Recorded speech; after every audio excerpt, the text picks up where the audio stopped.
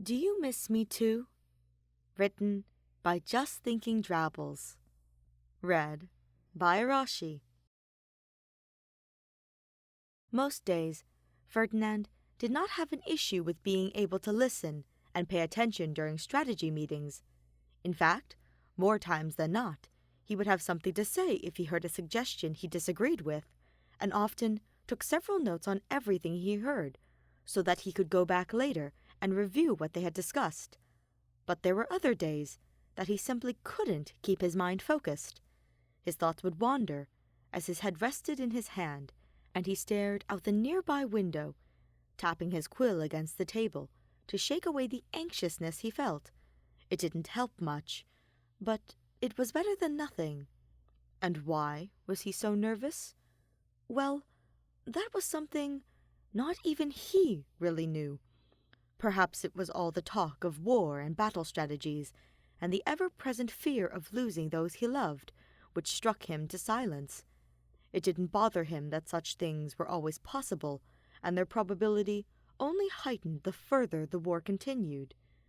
But though that thought did scare him greatly, he somehow knew that the uneven feeling he had nothing to do with the war at all. Maybe it was due instead to the fact that Hubert was not in the meeting with them, since he was sorting out something to do with his shadowy spy business. Whatever the issue was, it cost them both the chance to see each other all day. He hadn't even gotten to see Hubert that morning, as he was already gone when he awoke, and his side of the bed, though still lingering with a fraction of his warmth, made Ferdinand's heart ache. The faintest brush of lips against Ferdinand's own, while he was still clinging halfway to sleep, was the closest thing he had gotten to them being together, and he would be lying if he said that the time apart didn't unnerve him, even if it was only for a few hours in the day. He almost laughed out loud at the notion of missing his lover, when it has only been a short time. But could he be blamed? Having Hubert near just made everything better, brighter, and not being able to look at him from across the table and see him looking back was practically torturous. He wondered if Hubert felt the same.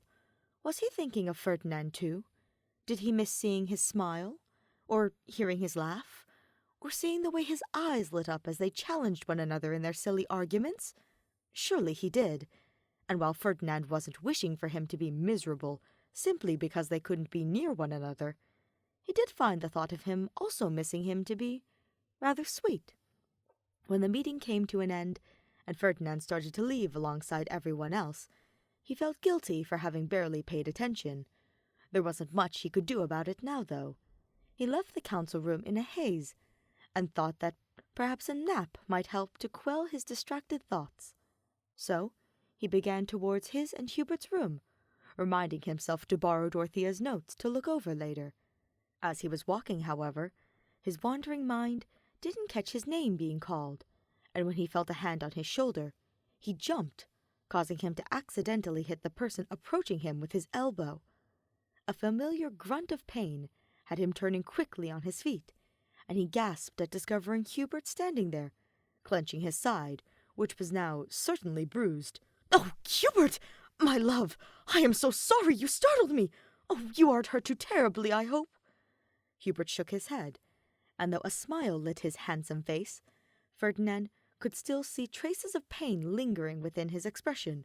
"No, it's nothing I can't handle, though I must admit that I didn't expect such a surprised reaction, since I called your name beforehand. My apologies. My mind was elsewhere."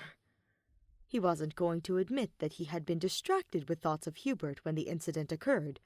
That would have been far too embarrassing, and he knew that his husband would definitely tease him about it. So instead, he simply returned a smile of his own, and took Hubert's hand in his. "I am very glad to see you. I have missed you." "Have you? Well, I must admit the same." Hubert brushed Ferdinand's hair aside, and placed a tender kiss to his lips. It was unexpected, but not unwelcome, and Ferdinand hummed happily as he deepened it, as his hand moved to cradle the back of Hubert's head and pull him closer. He loved this man and everything about him, and wished that they could stay in this moment forever, as they held one another close. But, just as all good things do, it ended far too quickly. Hubert pulled away and placed another chaste peck on his cheek before retreating altogether. "I wish that I could stay, but I have some work I have to finish. I'll see you for dinner, though." "Right? Indeed you will," Ferdinand replied, and stole one last kiss before releasing him entirely and watching him walk in the other direction. It was enough time, but even so, Ferdinand was grateful to have run into him. Seeing him always brightened his day, and as he walked to their shared bedroom with a lighter step and a clearer mind, he couldn't keep himself from smiling.